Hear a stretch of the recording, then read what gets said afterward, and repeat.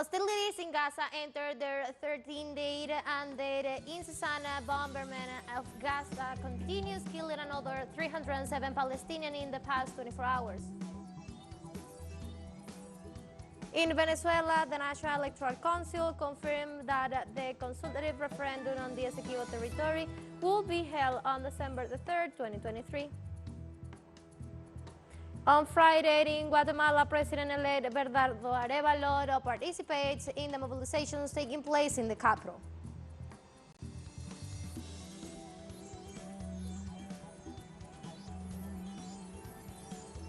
Hello, welcome to From the South. I'm Mara Marrero from the teleSUR headquarters in Caracas, Venezuela. We'll begin with the news. Stay with us.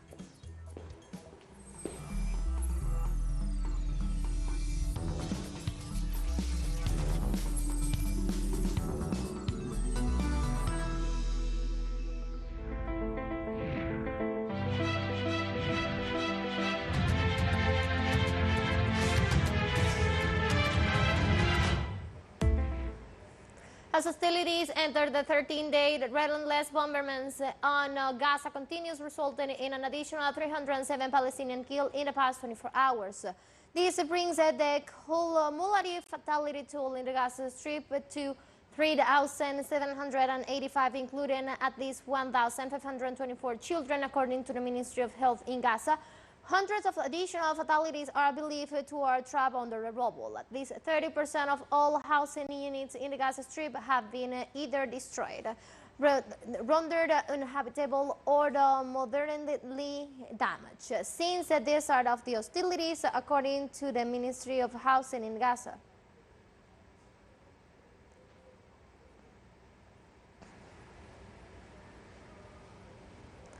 The Rafah crossing point is still closed, but people are still hoping to get into Gaza to flee the conflict and return home. Our correspondent in Gaza, Noor Harassen, interviewed two to foreign who were visiting Gaza when the conflict broke out. Let's hear their declarations. My name is Talat Gabayan. I am a Norwegian citizen. I have been here at the Rafah crossing since Thursday, since they said they were going to open the crossing. I have slept here every day waiting for news of the opening of the crossing so I can return home. We have Dutch citizenship. I came with my family to attend my cousin's party after 4 or 5 days. Everything was quiet. Then the day of my cousin's wedding, we started hearing noises and the sound of missiles in the morning. At first we thought it was raining heavily. Then we realized it was a war, and we were locked in Gaza. We tried to get out through the Rafah crossing, but unfortunately, we couldn't in 2 attempts. Yes, I personally communicated 4 times with the Dutch embassy, 3 of which they told us that they could not help us at all because we are in Gaza, and that if we were in the West Bank, they could have helped us through the Dutch embassy there. Then we contacted the Dutch press, who interviewed us. As a result of the Dutch press interview, the Dutch embassy in Egypt called us, this time to tell us that they had already started the procedures to manage our exit from the Gaza Strip. Now we're waiting to hear from them. There is no way a normal person can express him or herself when seeing these images, because they are shocking images that the human mind cannot process. There are many corpses, decapitated bodies. There are entire families dead. There are family groups of 40, 50, 100 people who have disappeared. There are houses completely destroyed over their inhabitants. Among those houses is my uncle's house. In it, there were 32 people. After the bombing, only 7 people survived, who were left disabled with amputated legs and fractured bodies. And the rest, may they rest in peace. We got the bodies of 6 burned children and several dismembered. They were attacked with phosphorus, internationally prohibited in this type of attacks. We have been able to recover 13 bodies and the rest are missing. The Israeli side continues for the 14th consecutive day. On Friday, the Palestinian people mobilized to demand an end to the Israeli side, whose attack have claimed the life of more than 4,200 Palestinians and wounded more than 13,400. On Friday, Israeli attacks on Khan Yunis, southwest of the Gaza Strip, killed 21 people and wounded at least 79, mostly women and children in both cases. Mothers and relatives of the victims of the Israeli attacks continue with the search and recovery of bodies, while other groups of people seek to bury their loved ones who were killed in the massacres in Gaza.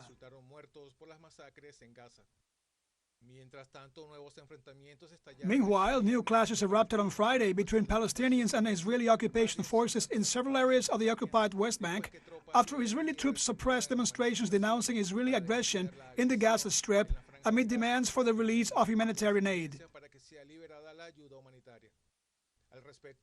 In this regard, UN Secretary General Antonio Guterres called for speeding up the transfer of humanitarian aid from Rafah to the Gaza Strip and called for an unconditional humanitarian ceasefire to ensure that aid reaches Gaza.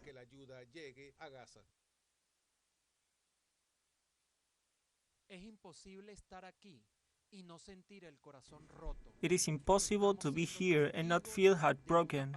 We are witnessing a paradox. Behind these walls, we have 2 million people who are suffering enormously, who have no water, no food, no medicine, no fuel, and they are under fire and they need everything to survive.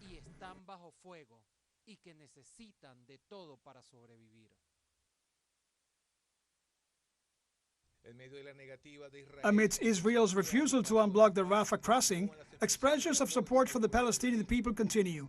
Egypt joined the protest in solidarity with the Palestinian people, with rallies at the entry to the Rafah crossing to demand an end to the blockade of Gaza and to allow the flow of humanitarian aid. The population in Yemen also demonstrates its support to the Palestinian cause with massive mobilization and rejection to the siege of the Israeli occupation forces to the Gaza Strip and to the Palestinian people. Likewise, the Yemeni authorities call for urgent measures and greater international support in the face of the Israeli aggression. Finally, from Lebanon, the factions held a massive march in Beirut to the Palestinian refugee camp of Shatila to reject the massacres committed by Israel in the midst of the bombardment of the Tel Aviv forces against the south of the country.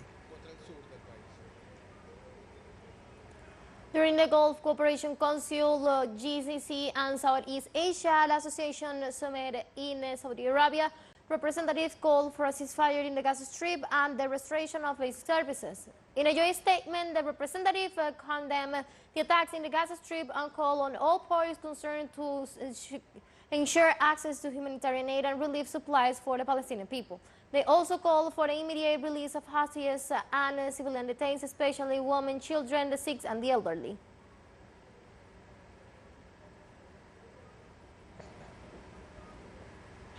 Russian Foreign Minister Sergei Lavrov has dismissed claims by Ukrainian officials that Moscow benefits from the Israel-Hamas conflict. Lavrov accused the Ukrainian authorities of being out-and-out cynics whose only goal is to not be forgotten and fear the West could increasingly focus on the latest war.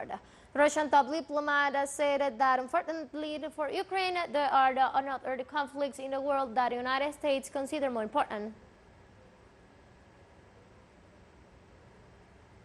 I don't want to comment on this. These are completely hardened cynics. Their only task is so that they are not forgotten, but they may be forgotten. Now, when everyone discusses a tragedy in Gaza, where a hospital was attacked, hundreds of people were killed and injured,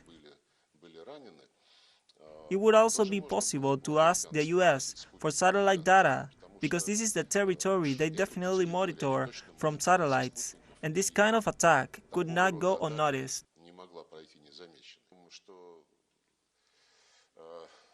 We are committed to the decision of the Security Council, which has not been cancelled or abandoned, and which involves reaching an agreement on the creation of a Palestinian state based on the 1967 borders, with its capital in East Jerusalem. Everyone knows that Israel, through its unilateral actions to expand so-called settlements, violates this resolution. Let's take a short break, but remember you can now join us on our TikTok account as teleSUR English, where you'll be able to see news in different formats, news updates, and more. Stay tuned for more news.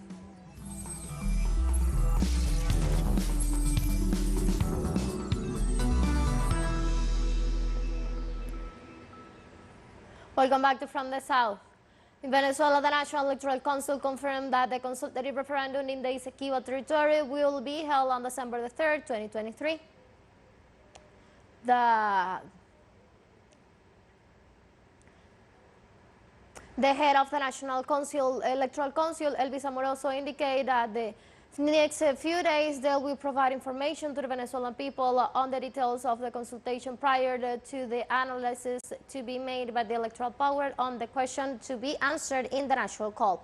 Elvis Amoroso stated that these actions strengthen democracy and the people by the power granted today by the Constitution of Venezuela as original constituent power.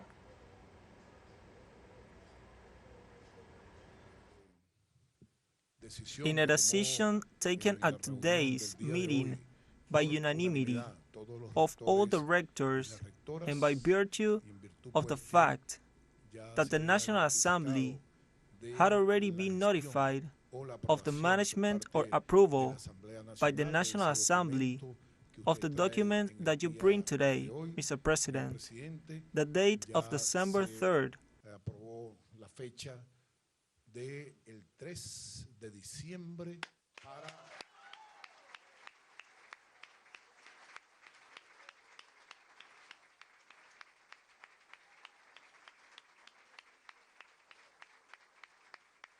was already approved to hold this referendum with all the people of Venezuela, that all the people of Venezuela participate in this new electoral celebration that we will have in these days.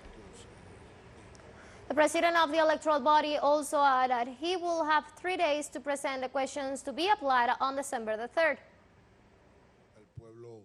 We will be informing all the people of Venezuela about this issue, the document and the analysis to be made by the electoral power on the questions, and we also tell you that in the schedule approved by the Board of Directors of the National Electoral Council, we will have 3 days to give an answer and present to the people of Venezuela, which will be the questions to be asked by all Venezuelans on December 3rd, so that they can express themselves. The president of the National Assembly of Venezuela, Jorge Rodriguez, informed that the request to call for the consultative referendum in defense of the Essequibo seeks as a proposal to advance in the defense of the national sovereignty. A proposal that involves and encompasses all of us. A proposal where we can all go together to defend our national sovereignty.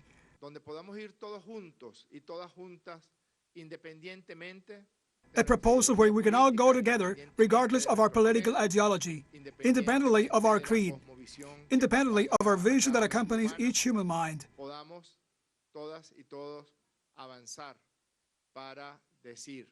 That we can all move forward to say from our hearts of patriots, I defend my territory of the Guyana Essequibo. To say the son of Venezuela is born in the Essequibo. In Guatemala on Friday, President-elect Bernardo Arevalo participates in the mobilizations taking place in the capital. This October the 20th is the 79th anniversary of the democratic spring promoted by the Juan Jose Arevalo, father of the current president of the country. Arevalo claims to be in a moment of the uncertainty. However, it is a moment of unity for all citizens.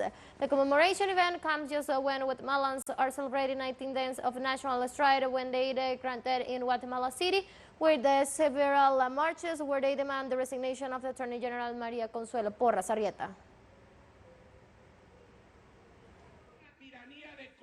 Today, we are faced with the tyranny of corrupt people who shamelessly enrich themselves at the expense of the suffering and poverty of the people and the lack of development of the country. But today, we are at the end of that hot, burning heat wave, feeling in our faces the freshness of the wind and the rains that announce a new life, a new era of prosperity, a new spring. Today, as a people, we find ourselves once again standing against history with the opportunity in our hands to stop the process of destruction of our democracy.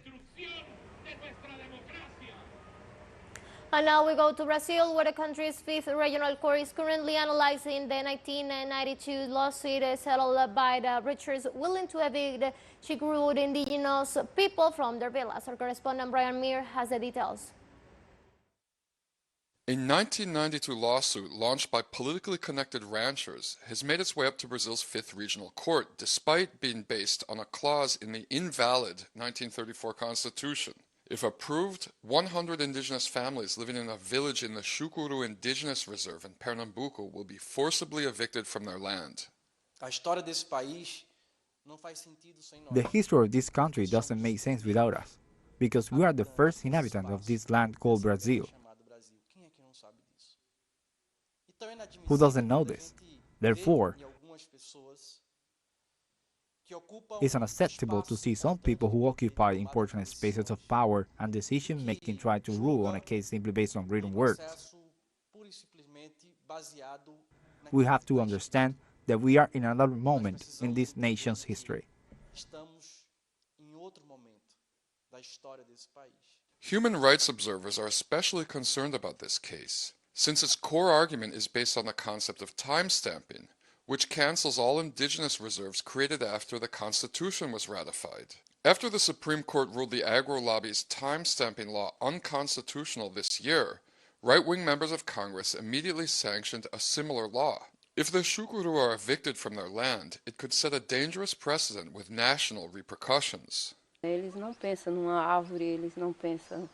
don't think about a tree or the diversity of wild animals and birds. They see the land as an object. We're different. We love birds, the animals and the trees. We respect it and we try to preserve and protect it as much as we can. This week, Brazil's fifth regional court announced yet another delay in its ruling on the Chicuru eviction case.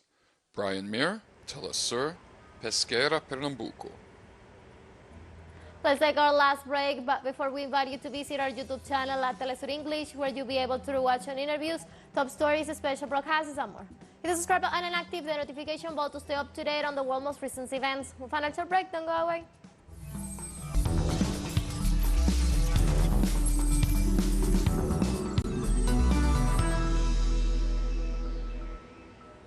Welcome back.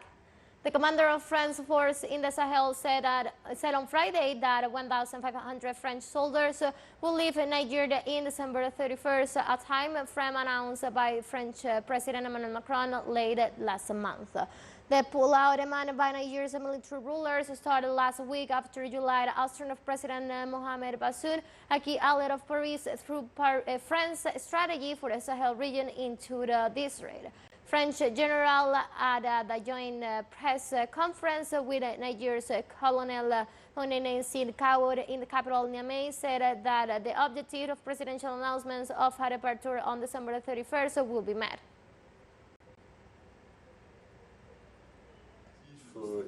The objective of presidential announcements of a departure on December 31 will be met. That's it. The disengagement will be fulfilled in the time allotted to us, and there will be no more French soldiers on that date in Nigeria. We're calling on the population precisely not to, what you call it, behave, I wouldn't say irresponsibly, but to stir up hatred. Today, we've worked together for years. We ask for them to leave. So we'd like everything to go very, very well, for them to be able to return to Chad. A team of experts from the International Atomic Energy Agency watched on Friday how some of the fish samples they collected at the Fukushima fish market were being prepared for nuclear examination. Data watch scientists proceeded the fish for question testing at NASA laboratories to evaluate, analyze, and ensure that Fukushima Daiichi nuclear power plant's ongoing discharge of treated wastewaters into the sea is safely carried out. It's really important that laboratories in neighboring countries are able to compare their results and are able to measure against the same standard, because then the credibility of the data that they are reporting and that they are exchanging increases. And these samples were very well homogenized in the sense that Identical samples will be provided to laboratories which are participating in the exercise, and the results of these measurements done in different laboratories will then be reported to the agency. The agency will prepare a report that will show how well the data produced by the different laboratories compare between them, and this will be a proof of the quality of the data reported in the monitoring program by Japan. Authorities in Scotland reported 2 people dead due to the flood caused by Storm Babette. The body of a 57-year-old woman was found on Thursday in the coastal region of Angus in Edinburgh after the being swept into the river, and a 56-year-old man was killed when a falling tree hit his van. Scotland police said a search was underway on Friday after report for a man trapped in a vehicle in the flooded water. Parts of the eastern Scotland experienced severe flooding on Friday after Storm Babette brought heavy rainfall and winds of more than 113 kilometers per hour, which overwhelmed the defenses and left thousands of homes without power.